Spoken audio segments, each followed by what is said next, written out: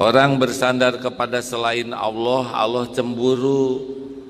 Kata Ali bin Abi Thalib, semua kepahitan sudah kurasakan. Tidak ada yang lebih pahit dalam hidup ini selain berharap kepada manusia. Makanya periksa hatinya tuh. Kalau hati sedang nyesek, pasti sedang bersandar, berharap, bergantung kepada selain Allah. Yakin, periksa saja. Ini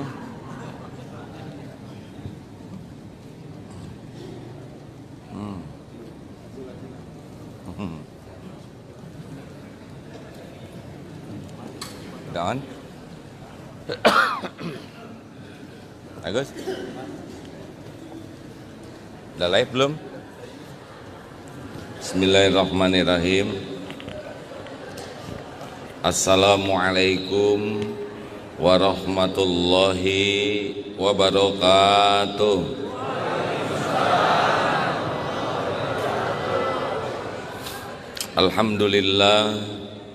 Alhamdulillahi rabbil alamin, alladzi khalaqal mauta wal hayata liyabluwakum ayyukum ahsanu amala wa huwal azizul ghafur. Allahumma salli wa sallim wa barik ala sayyidina Muhammad wa ala alihi wa ashabihi ajma'in. Semoga Allah yang maha menatap, maha mendengar, ridho kepada kita semua. Tidak ada yang lebih penting dalam hidup ini selain keridhoan Allah.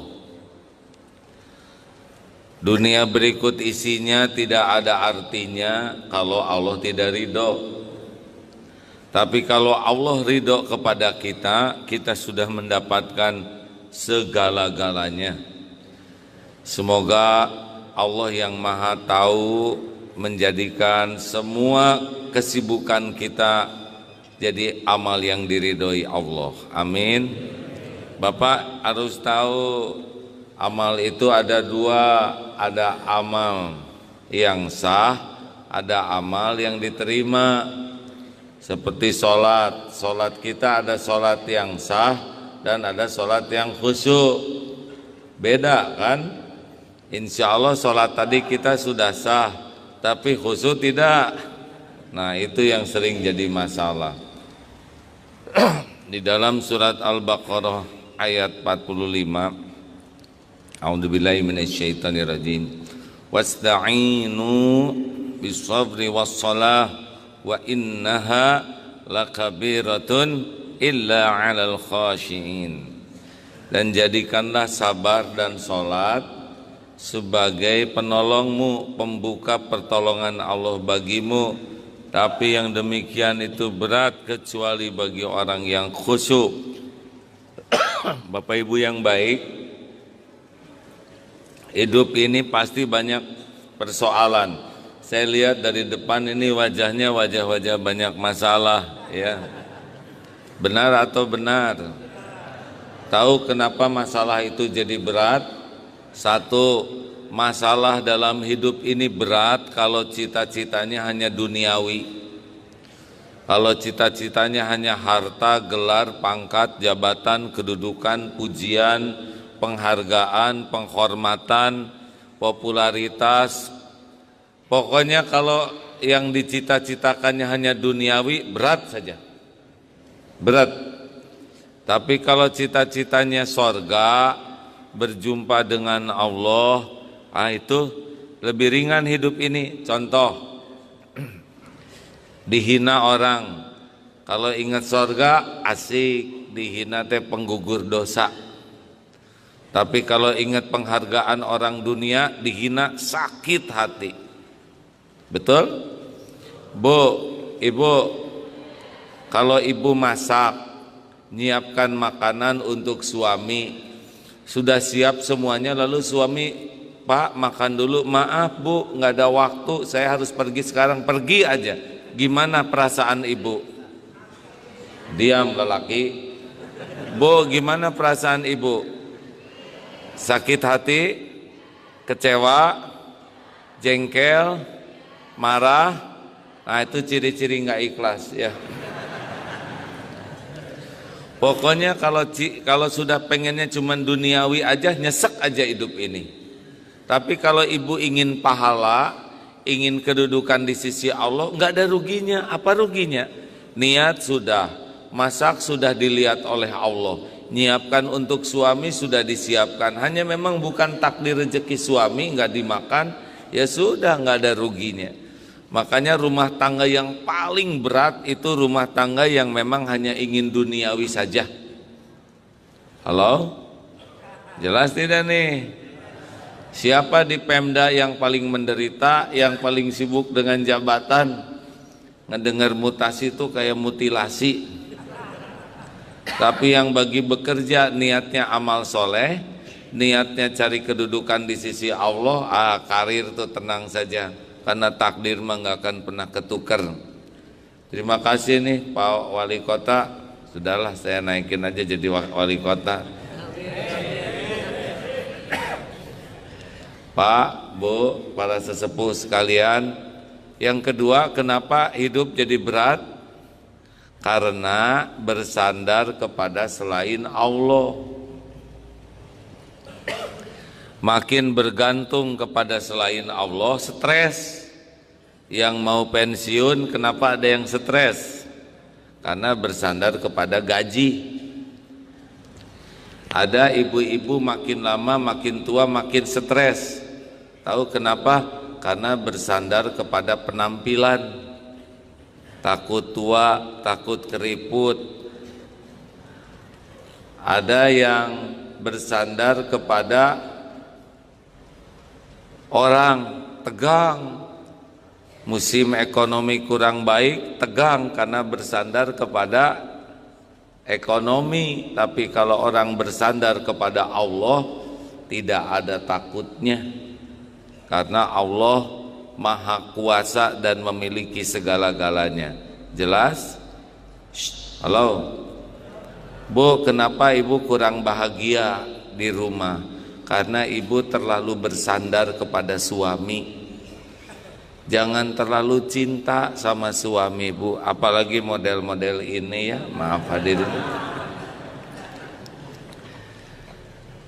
Orang bersandar kepada selain Allah, Allah cemburu. Kata Ali bin Abi Thalib, semua kepahitan sudah kurasakan. Tidak ada yang lebih pahit dalam hidup ini selain berharap kepada manusia. Makanya periksa hatinya tuh. Kalau hati sedang nyesek, pasti sedang bersandar, berharap, bergantung kepada selain Allah. Yakin, periksa saja.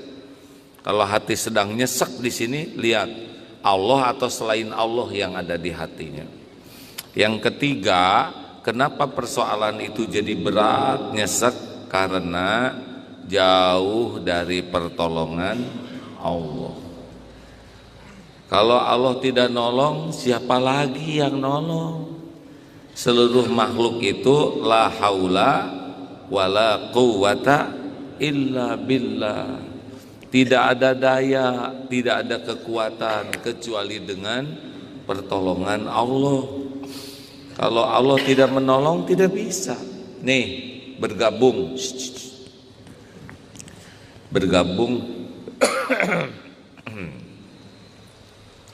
bergabung manusia dan jin akan memberikan kepada diri ini satu butir kurma, tapi Allah tidak menghendaki kurma itu sampai kepada saya. Sampai tidak? Jawab hadirin. Sampai tidak? Yakin? Gak ada nikmat yang bisa datang tanpa izin Allah. Sebaliknya, semua yang hadir dan sekota Balikpapan mau mencelakakan saya, tapi Allah tidak menghendaki saya celaka. Celaka tidak? Yakin? Yakin? Tes hadirin, lempar Pak, saya pakai bunga, HP, kopea, jam, apa aja boleh, bebas. Lempar saya ini pakai apapun. Kalau tidak dikehendaki, tidak akan tersentuh badan ini. Ya, ayo. Nah, Allah tidak menghendaki, syariatnya tinggal dibalikan saja hatinya. Tidak ada yang mau lempar, karena setiap hati itu dikuasai oleh Allah, muqallibal qulub. Maaf. Itulah sebabnya tidak usah nyari cinta orang, kekaguman orang, karena yang ngebulak-balik hati itu adalah Allah. Kalau jadi mubalik begini, jangan cari supaya orang kagum ke kita, nggak usah, nggak ada perlunya dikagumi orang. Yang perlu tuh Allah ridho kepada kita, benar? Bu, ibu, jangan mencari cinta suamimu, jangan maksa suami mencintai ibu, karena enggak bisa ibu ngebulak-balik hati suami. Suami, cintai saya. Aduh, susah bu, nggak bisa dibulak-balik oleh makhluk. Makanya jadi orang mah ikhlas we melakukan sesuatu, Allah yang ngebulak-balik hati. Tidak bisa kita ngebulak-balik hati orang, betul? Kayak kemarin yang datang ke 212 itu masalah hati, nggak bisa diakalin tuh. Dan nggak semua orang merasakan seperti itu. Jadi sudahlah, kita tidak bisa menilai orang, maksa orang, karena hati itu Allah yang ngebulak-balik. Jelas? Apa? Jelas. Bapak juga susah ngebulak-balik hati istri, Pak.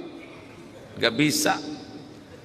Jadi suami yang baik, yang ikhlas, tulus, udah nanti Allah yang menanamkan rasa di hati siapapun. Sama jadi pemimpin juga, nggak usah acting, nggak usah lebay, nggak usah caper, nggak usah, udah lempeng aja jadi pemimpin yang disukai Allah. Nanti Allah yang memasukkan ke hati setiap hamba yang Dia kehendaki.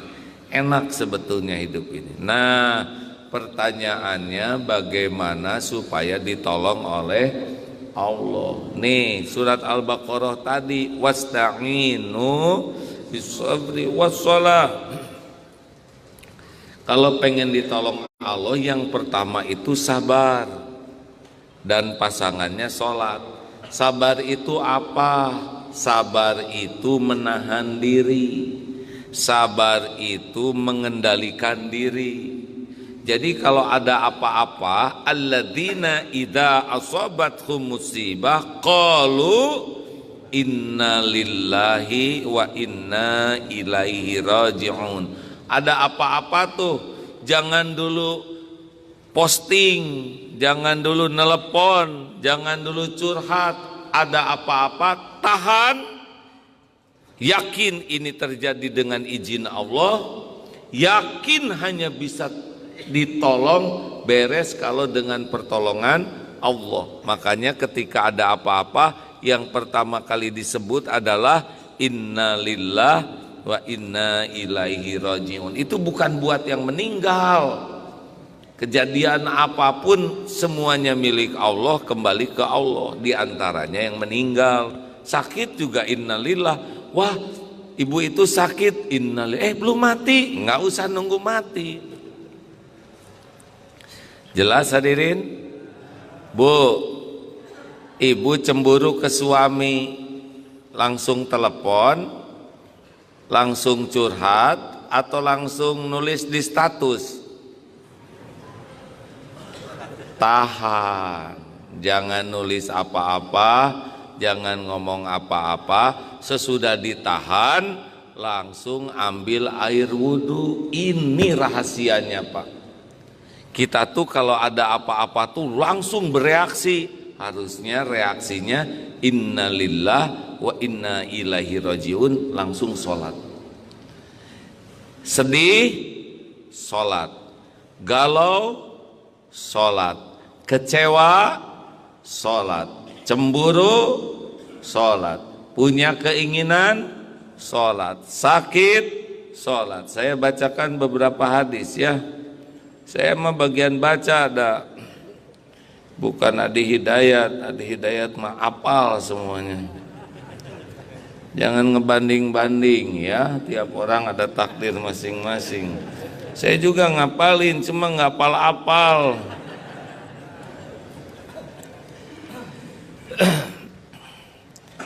Jadi tadi ayatnya Al-Baqarah 45 sudah ya.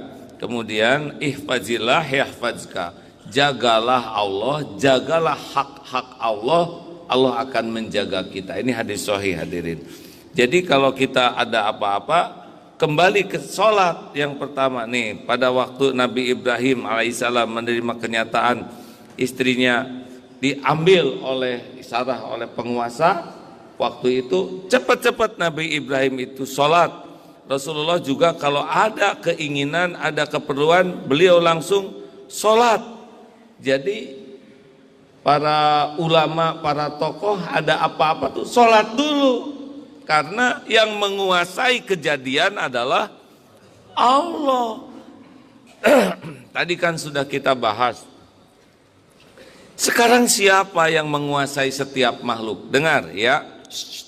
Ini penting nih. Sebentar. Sekarang manusia ciptaan siapa? Jawab. Semua harus jawab. Manusia ciptaan siapa? Manusia dalam kekuasaan siapa? Bisakah manusia berbuat sesuatu tanpa izin Allah? Hati dibulak-balik oleh siapa? Bisakah orang menjadi sayang nolong kita tanpa izin Allah? Tidak bisa. Makanya kalau ada apa-apa perlu pertolongan orang, asal tahu saja orang itu dalam genggaman Allah. Kita diancam misalkan oleh seseorang. Siapa orang itu? Ciptaan siapa orang itu? Jawab hadirin. Yang ngancam kita itu ciptaan siapa? Mungkinkah dia bisa mencelakakan kita tanpa izin Allah? Gak bisa. Kita terancam sholat. Karena yang ngancam itu pasti dikuasai oleh Allah. Benar? Ibu cemburu. Suami ibu siapa? Salah pertanyaannya. Suami ibu ciptaan siapa? Bu, suami ibu ciptaan siapa? Suami ibu milik siapa? Makanya jangan terlalu merasa memiliki ya. Kenapa bapak ketawanya beda? Bu, suami ibu ada di dalam genggaman. Tahu? Allah tahu nggak suami ibu pergi kemana? Menyaksikan tidak apa yang dilakukan suami ibu? Ibu tahu enggak? Ibu enggak tahu dan enggak perlu tahu, stres. Lebih baik kalau ibu cemburu ke suami, ibu ingin suami terjaga, tahan diri dari kebanyakan nge-WA. Lebih baik ambil wudhu, sholat.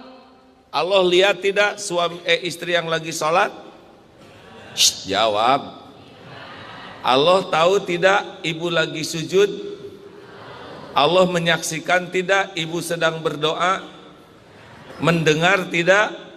Disia-siakan tidak? Itu lebih dahsyat hadirin. Jarang orang yang menggunakan fasilitas wasta'inu bisabri wassalam. Suatu saat sedang takdir ke Mekah dulu Pak, anak umur 3 tahunan hilang Pak, bukan hilang, nggak ketemu. Kalau hilang kan begitu ya. Lepas, wah itu di Masjidil Haram. Kemana ini anak? Dicari sana sini, salah sibuk nyari. Harusnya sibuk minta tolong ke Allah. Memang sambil dicari ya, karena belum ketemu, ambil posisi di multazam. Sholat, ampun ya Allah, saya kurang amanah. Beres sholat, tolong di mana anak? Masya Allah, itu anak ada di belakang Pak. Digerakkan oleh Allah, ya. Kan semua makhluk dikuasai Allah, betul? Jadi berharap sesuatu, minta ke Allah. Takut sesuatu, minta ke Allah. Kenapa sholat? Karena sholat itu adalah ibadah zikrullah yang paling komplit. Zikrullah dalam keadaan wudu, sholat.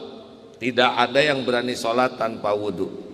Zikrullah dalam keadaan menghadap kiblat, itu sholat. Tidak ada yang sholat yang seenaknya saja. Takbir, tahmid, tahlil, tasbih ada dalam sholat. Benar? Betulkah hadirin? Ada syahadat ada dalam sholat. Sholawat ada dalam sholat. Salam ada dalam sholat. Ada Fatihah Ummul Quran, ada ayat-ayat Quran, ada ruku tasbih, ada sujud, dan ada doa yang diapit oleh dua sujud. Rabbighfirli, ampuni saya. Warhamni, limpahkan kasih sayangmu kepada saya. Wajburni, cukupi segala keperluan lahir batin saya. Warfa'ni, angkat derajat saya. Orang yang diangkat derajat dicegah dari perbuatan hina oleh Allah. Warzuqni, limpahkan rizki yang barokah. Wahdini, tuntun, beri petunjuk, beri hidayah. Semua urusan tergantung petunjuk hadirin. Wa'afini, sehatkan lahir batin saya. Afiat itu sehat yang bisa jadi taat. Banyak yang cuma sehat tapi tidak taat. Preman juga sehat-sehat tapi otot kawat balung besi bisa dipakai dosa. Ini banyak yang matanya sehat belum tentu suka baca Quran, malah baca WA, kurang afiah. Kita ingin sehat, yang sehatnya jadi taat. Wa'fu anni, maafkan saya. Wa'fu anni itu seperti ini, seperti pohon yang dicabut sampai ke akar-akarnya, nggak tersisa tuh dosanya. Seperti telapak kaki di padang pasir yang dihembus angin hilang jejaknya. Ini nih al-afu. Makanya kalau dengan Rabbighfirli ditutupi, dengan wa'fu anni dihilangkan jejak-jejak dosanya.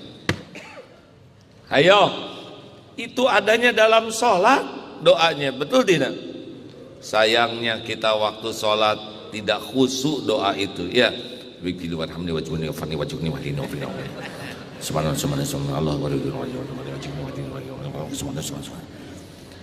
Kenapa begitu? Kita aja minta uang, ibu coba minta uang sama suami kayak gitu. Bapak coba bisa minta duit sekarang juga, saya buat beli kosmetik sekarang. Bisa rada dikepret pakai omongan hadirin. Pak, Bu, sayang Allah sudah memberi fasilitas sholat. Nih kita barusan sholat ya, tapi sedikit yang sholatnya sungguh-sungguh khusyuk, betul tidak? Jauh-jauh dari rumah ke masjid, sampai di masjid Allahu Akbar, Allahu Akbar, qad qamatis shalah, qad qamatis shalah, Allahu Akbar, los hilang. Nanti sadar-sadar pas salam, assalamualaikum, dah gembira, padahal Allah menyaksikan sholat kita seperti apa. Sekarang mau tidak supaya ditolong oleh Allah lewat sholat? Kalau mau, kalau tidak harus jelas hadirin. Yang pertama, coba kita perbaiki kuantitas dulu. 40 rakaat minimal sehari. Sholat fardu 17, tapi syaratnya TBM, tepat waktu, berjamaah di masjid. Di Balikpapan berapa sholatnya fardu? Sama kan? Alhamdulillah. TBM apa? Tepat waktu, berjamaah di masjid. Kalau makan telat jadi masalah tidak? Tidur telat jadi masalah tidak? Ke sekolah telat anak-anak jadi masalah tidak? Ke kantor telat jadi masalah tidak? Mau tahu sumber masalah? Sholatnya telat. Ngerti? Ibu, jangan banyak alasan. Sebentar ya, saya masak dulu. Udah ciri-ciri ini bakal bermasalah. 10 menit sebelum adzan berhenti. Saya kira di balai kota di sini juga begitu ya Pak ya. Sekarang sama.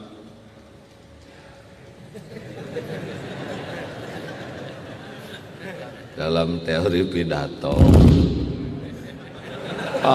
Tenang Pak.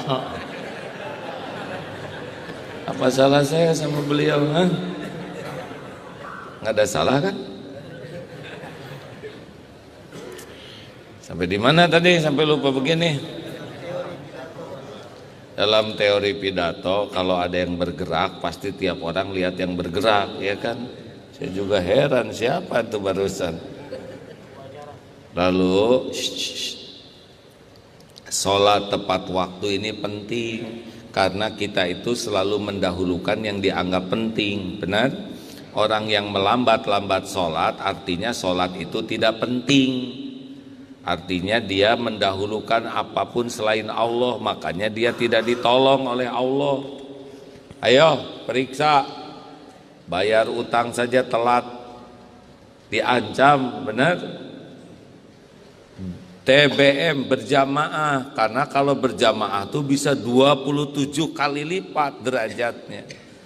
Nggak akan kuat kita sholat duhur 27 kali, benar?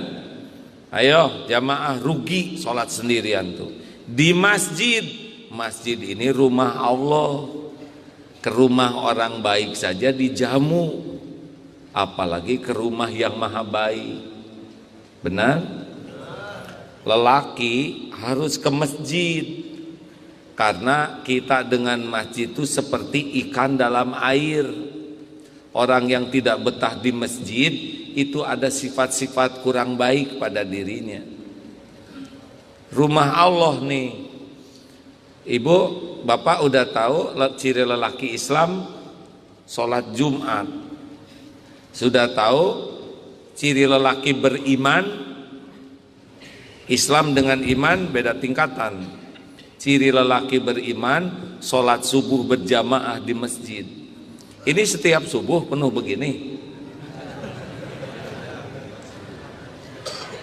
Amin gitu hadirin. Harus ke masjid Pak. Bapak sudah tahu belum ciri lelaki solehah? Tahu ciri lelaki solehah? Sholatnya di rumah terus. Itu dia harus pakai mukena. Jelas Neng? Lelaki, bismillah ke masjid ya. Jogging 5 km kuat, ke masjid 50 meter enggak kuat, nunggu digotong katanya oleh tetangga. Dan di masjidnya tuh maunya di depan imam. Sholat apa itu? Sholat jenazah. Pung ke Singapura kuat, pung ke luar negeri kuat, ke masjid enggak kuat. Kekuatan seorang lelaki bisa dilihat dari ke masjidnya. Kalau ke masjid udah enggak kuat, selain solehah, lemah. Kenapa pada melotot gini ya? Bu, usir suami kalau sholatnya di rumah terus. Kalau ibu cinta sama suami, usir. Kalau perlu temenin, Pak ke masjid sama-sama saya. Tunanetra saja di zaman Rasulullah Ummi Maktum, asal kedengar adzan disuruh ke masjid. Saya lihat itu di video orang yang kakinya lumpuh itu berusaha keras ke masjid. Yang tunanetra sampai pakai tali itu supaya bisa ke masjid. Ini diberi kekuatan kesehatan jarang ke masjid, apa pengen diambil tuh kekuatannya? Pertolongan Allah itu adanya di masjid. Percayalah hadirin. Insya Allah besok masjid ini kayak ini ya, penuhnya ya. Kecuali yang mau pakai mukena di rumah. TBM, tambah lagi 10 rawatib. Jangan tinggalkan kalau ingin ditolong Allah Subhanahu wa taala. Qobla subuh, ulangi, qobla duhur, ba'da duhur, ba'da maghrib, ba'da isya. Jangan lepaskan hadirin. Ini kalau qobla duhur, ba'da duhur bisa 4-4, tapi minimal yang 2-2. Apalagi qobla subuh, dunia berikut isinya tuh tadi tuh. Jangan lepaskan. Ya, kita mah mau mikir apapun kalau nggak ditolong Allah nggak bisa. Orang Islam sering banget sholat, nanti dia gimana nggak produktif? Kata siapa? Urusan tanpa sholat 8 jam. Dengan sholat diberesin oleh Allah 4-5 jam bisa beres. Tutup toko 10 menit sebelum azan. Wah, gimana nanti pembeli? Yang ngasih rezeki itu Allah. Kalau ada pembeli gampang ajak sholat. Iya kan? Coba yang nyuruh sholat siapa? Yang ngebagikan rezeki siapa? Mungkinkah karena kita patuh kepada perintahnya Allah ngurangin rezekinya? Ajaib, tidak mungkin. Halo? Jelas? Enak pakai sholat. Tambah lagi tahajud kalau bisa 11 rakaat. Kalau enggak kuat 11, 2 saja. 2 rakaat dulu, habis sholat 2 rakaat, doa, kemudian 2 rakaat lagi. Udah itu tambah 2 rakaat, lalu 2 rakaat dan witir 3, insya Allah nanti jadi 11 sendiri. Ya, asli hadirin, pokoknya asal 2 rakaat aja. Udah itu 2 rakaat lagi, tambah 2 rakaat, 2 rakaat, tutup witir 3, tambah duha 2. Kalau mau tambah duha, insya Allah 40. Coba minimal 40 rakaat sehari. Rasakan. Semua urusan dikuasai Allah. Bisnis apapun Allah yang menggenggam. Allah mudahkan mudah, Allah persulit sulit. Yang nego asalnya rumit tapi sholatnya bagus, tinggal dibalikin towel, gampang tuh urusan. Betul? Ada suami istrinya harus disesar, katanya sungsang, tidak punya dana untuk operasi. Sholat suaminya ini, ya Allah, Engkau lah yang ngebulak-balik janin di rahim istri. Ini kalau harus dioperasi, Engkau tahu saya nggak punya uangnya. Mudah bagimu ngebulak-balik janin, ya Allah. Beres sholat, katanya dengan izin Allah, bisa tidak perlu dioperasi, sungsangnya bergerak. Diaturlah sedemikian rupa. Apa sih yang susah bagi Allah, Han? Halo?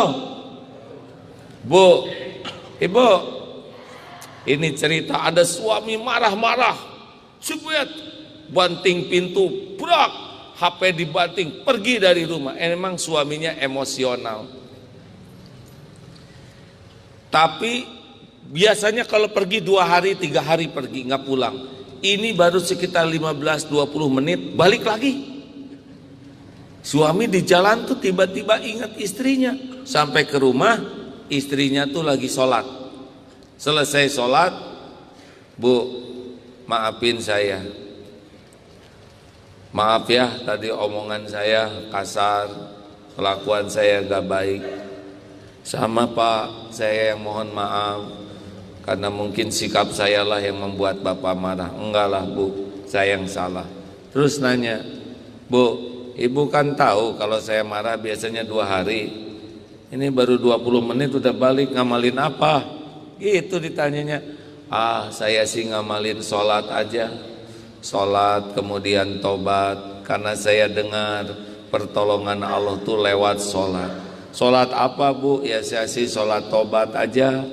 Ampun ya Allah, saya belum jadi istri yang baik. Ampun, saya belum bisa menjaga suami saya. Ampun. Dengan tobat, sesudah sholat, Allah balikan hati suami. Coba amalkan Bu. Bapak juga gitu Pak. Kalau banyak masalah dengan istri mah sholat, tobat. Pokoknya istri mah disolatin aja intinya. Sholat tobat. Jelas? Mau ditambah lagi? Itu TBM, tepat waktu berjamaah di masjid 40 rakaat. Nah, yang ketiga adalah gimana sholatnya supaya lebih khusyuk.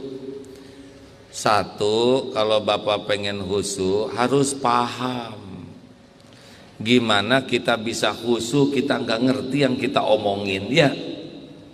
Halo? Mungkinkah kita khusyuk kalau kita nggak ngerti? Susah.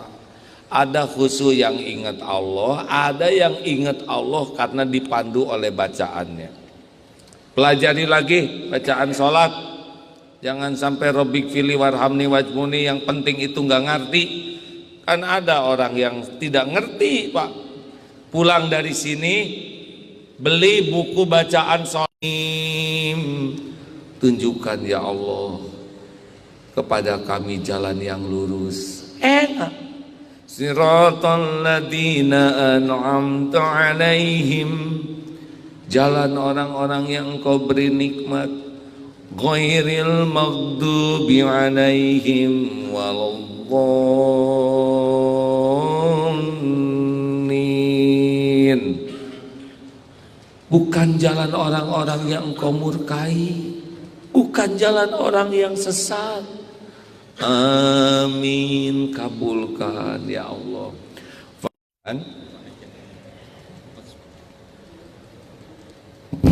Oh, siapa itu? Emang DKM di sini kalau marah kayak gini, Pak?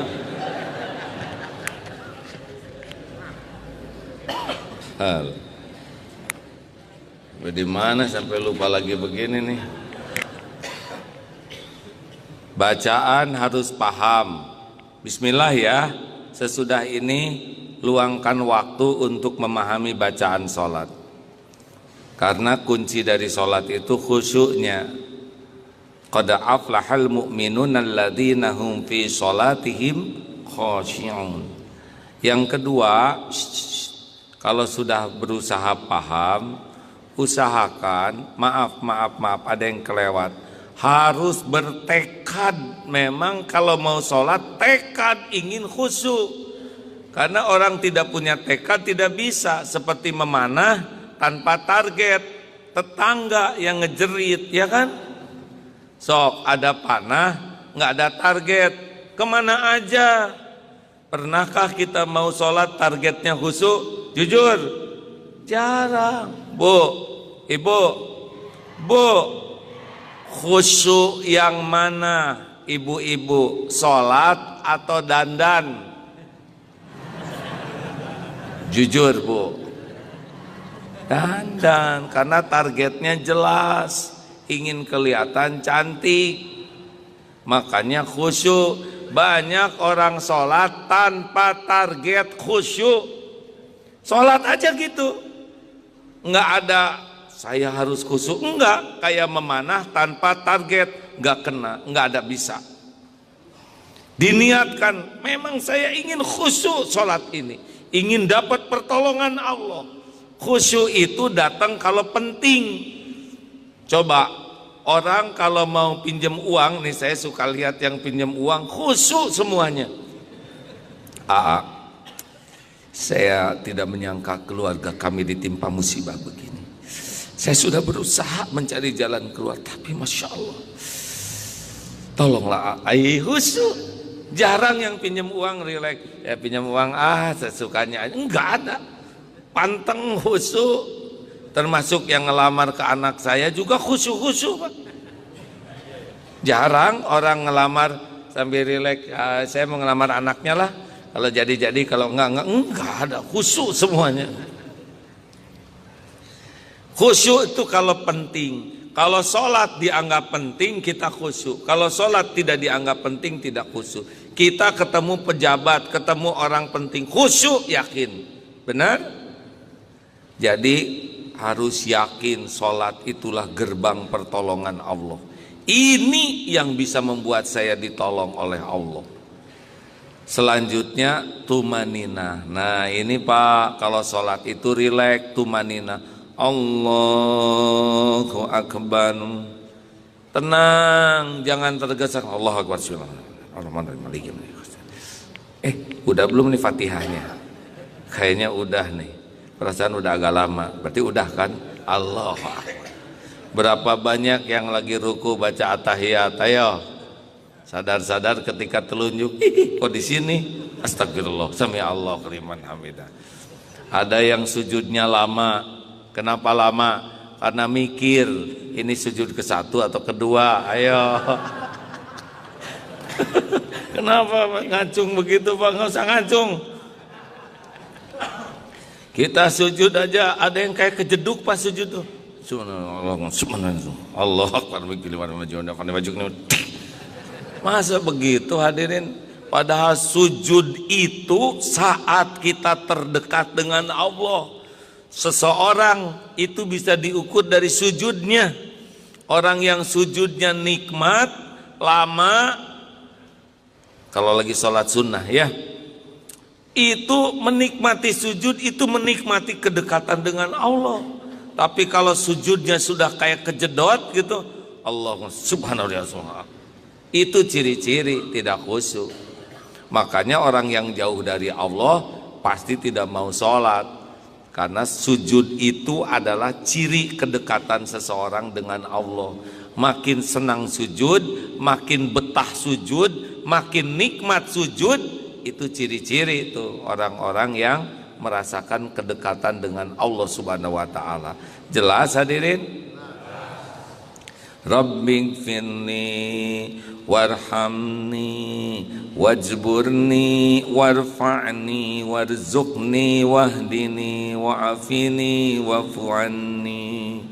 Allahu Akbar. Tenang, nikmat nanti sholatnya. Nah, itu coba diperbaiki hadirin. Dekatlah, urusan mah nggak ada yang gawat, urusan tuh nggak ada yang berat, urusan itu tidak ada yang rumit kalau ditolong oleh Allah. Menjadi berat, rumit, nyesek itu kalau jauh dari pertolongan Allah. Makanya wasta'inu bis-sabri was-shalah. Jadikan sabar dan sholat sebagai pembuka pertolongan Allah bagimu. Segitu cukup. Kenapa bengong begitu? Nanti isrok nih suruh kalau masih punya wudhu, ada waktu duha ya. Gimana kalau kita keseringan sholat nanti nggak produktif? Urusannya dibuat lebih simpel oleh Allah. Tidak melakukan kesalahan. Kalau bikin kesalahan kan jadi lebih rumit, benar? Allah yang menguasai, membulak-balik setiap hati. Demikianlah Bapak Ibu yang baik, siaran pagi ini siaran sekian.